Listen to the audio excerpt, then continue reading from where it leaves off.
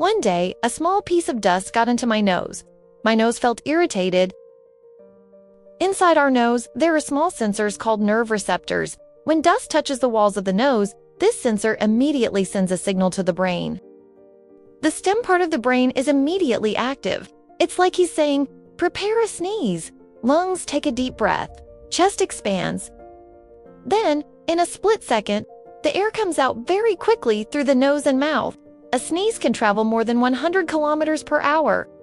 Even though it sounds harsh, sneezing is the body's way of protecting us. It cleans the nose from dust, germs, and foreign particles. So, the sneezer is actually a little hero.